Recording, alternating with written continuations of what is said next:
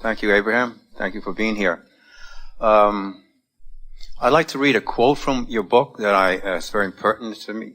It says, "Anytime your thoughts are out of harmony with one another, we will give you a nudge to let you know which is the one thought that is the most out of order so that you can alter it."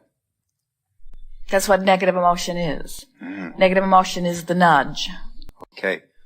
What I'd like to talk about is an experience that I have had as a youth, but it's more, what do you do when you have the emotion first in response to a thought?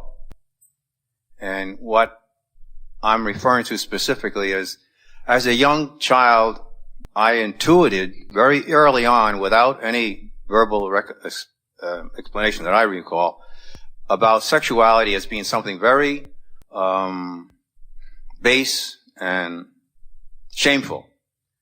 And I acted out on that belief in the way that I didn't associate or show affection toward anybody. I did not relate as I grew older to girls. And any inclination or insinuation that I was interested in them would only infuriate me. And so I had to create an image of myself that was apart from sexuality in order to feel good about myself. And so I maintained that image, and I carried it on through a lot of my life. So finally I got some control over it. So what I'm saying is, whereas I would look out in the world and I would see, oh, this is a young lady, I'd like to meet her, or this is a person over here I'd like to talk to, be it male or female, I was attracted to them, a fear response would come up and interfere with what I wanted to do, which felt good. And that has, to some extent, moderated, but also still persists to this day. The other day I was watching a television show with my wife, and there was some kind of a romance on there, and whenever anything came up that demonstrates kind of affection or love-making, I feel uncomfortable. I get uneasy, and I get up and I walk away sometimes. In our relationship, my wife and I have been kind of a very critical person, very impatient at times, and she has come to understand this as I have a lot of anger, and I agree with her. And it seems like you knew that I was coming today because of what you talked about earlier. I think the anger is tied into this life experience that I've had and the life that I chose deliberately all these years of distancing myself from people and not showing my affections or expressing them, or just simply denying to a great extent my own sexuality. So I feel a great deal of rage, and it comes out sometimes, and it directed indirectly to other people. My question is, what is the trick to turn it around? Because the things that feel good to me, an action that I can choose to do, to speak to this person, to that person, seems to get overridden by this fear response that what I'm doing is wrong, or it's bad, or it's going to hurt somebody, or something of that nature. And I pull back, and I don't have the satisfaction of the good feeling of going up to somebody and saying, I enjoy your presence, I enjoy your company, thank you for this, and so on. It's a kind of a torturous experience, but I know I have a lot more to give, and I would like to get past that. We are appreciating the words that you've offered. You've given this a lot of thought, and it is something that is really important to you, so there's a lot of energy moving around it. Mm-hmm. So it is our expectation that as we chew together here, that you will find, more importantly, feel some things begin to line up for you a little bit.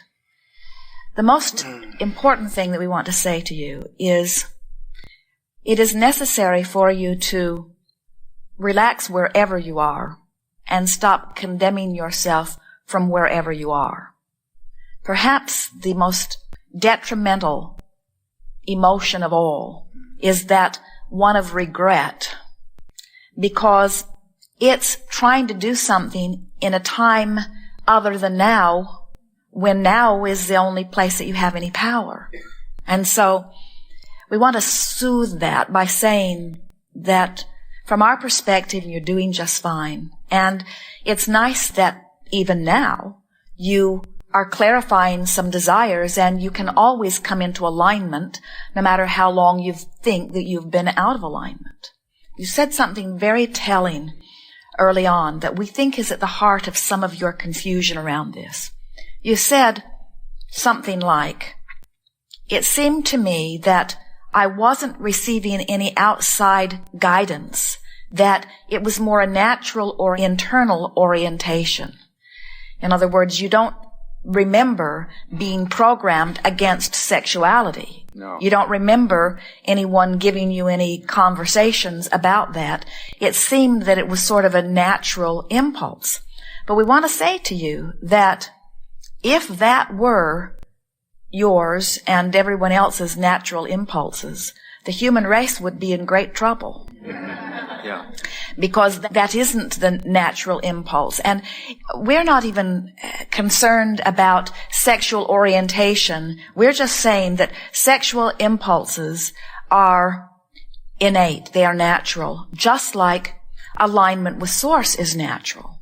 But sometimes when you get crossways of alignment with Source, it sort of falls in the category of when you really, really want something and you really, really can't figure out how to get it, then thinking about it is almost torturous.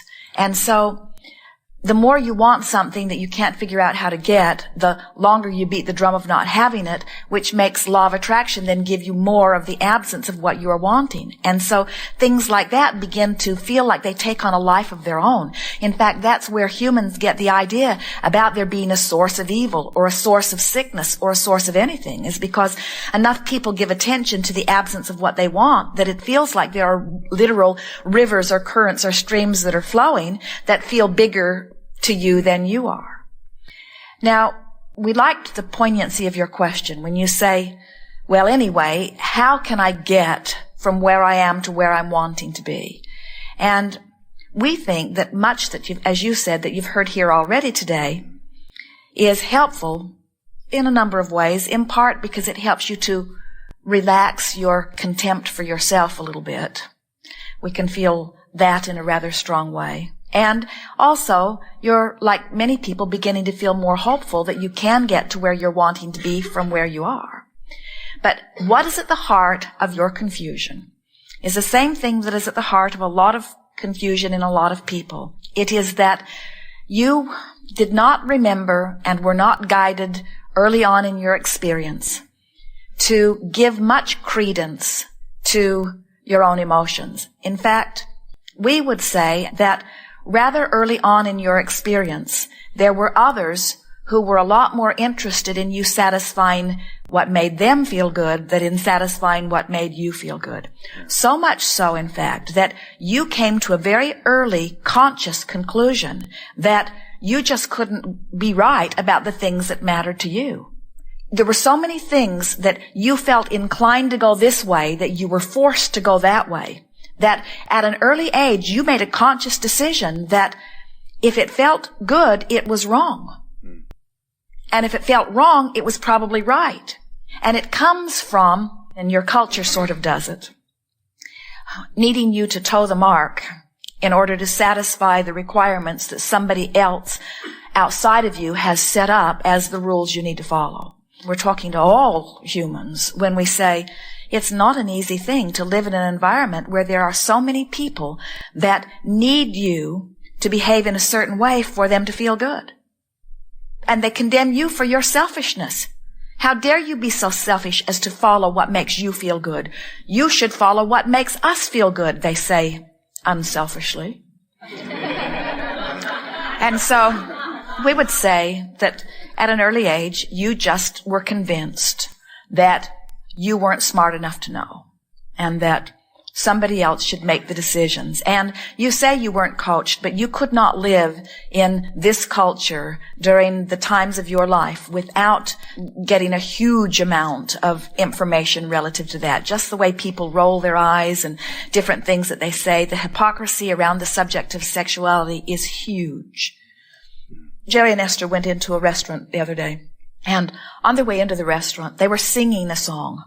they had been playing with each other, and what they were playing about led to a song which was about what they were playing about. So they were singing the song as they went into the restaurant. And then they were there for over an hour, talked about a whole lot of other things, came out of the restaurant and started singing the same song in the same place. And Esther laughed and said, "Well, we left that thought form right here, didn't we?"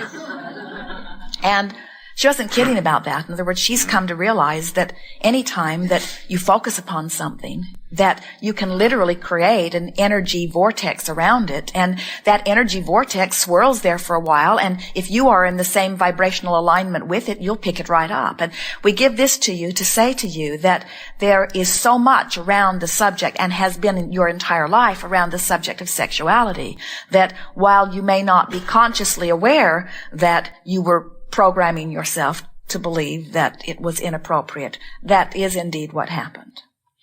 Isn't it interesting that the very subject that deals with the continuation of your species is a subject that has been under such scrutiny for generations? Isn't it interesting that a subject that is so basic and so natural and so important to your continuation is also the subject that so many have used to put their guidance and their influence and their rules and requirements, until it is really a rare one of you that is uninhibited about that. You are far from natural beings. Your society in its guardedness cannot allow you to be natural. Think about it even to the marriage vows that are so common, that say, "We will stay together until death do us part, in sickness and in health, no matter how we feel about one another.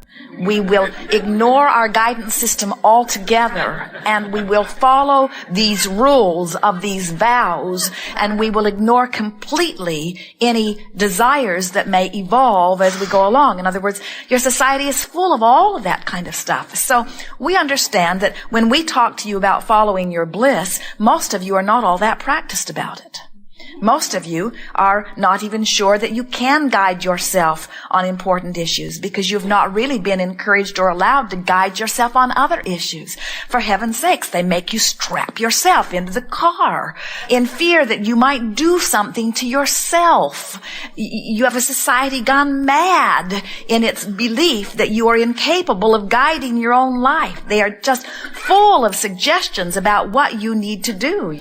And so we understand that it's not something that most of you are wanting to tout openly, as you are wanting to announce to the world that you are the creator of your own experience and you are the guider of your own experience. But you are right, most of you are ill-prepared to follow your own guidance system, because most of you have not been practicing it all that much. If we were standing in your physical shoes, we would start with something easier. We would take other subjects and other issues, and we would work to find relief about them until we had shown ourselves that we have the ability to choose a thought and find relief from the thought. And we would like so much, we wish we could wave a hand, not really, because it's more fun for you to do it on your own, but there is a desire within us. We would like so much for you to come to the place where you understand that what anybody else is living is only the results of the thoughts that they've been flowing, period. There are no truths, there are no right and wrongs in those ways. In other words, there are not those things that you are supposed to do and those things that you are not supposed to do. It is that there are those things that are in alignment with who you are, and there are those things that are not in alignment with who you are. Jerry complains frequently that the television or movies don't feel any need to censor blowing someone apart. In other words, murder is perfectly condoned by the airwaves, but don't let anybody touch anyone in a nice way or in a sensual way. And this is what we're talking about. It's hard for you to trust that what you think is right really is right when you're taking a vote from the outside. Very few would agree with you.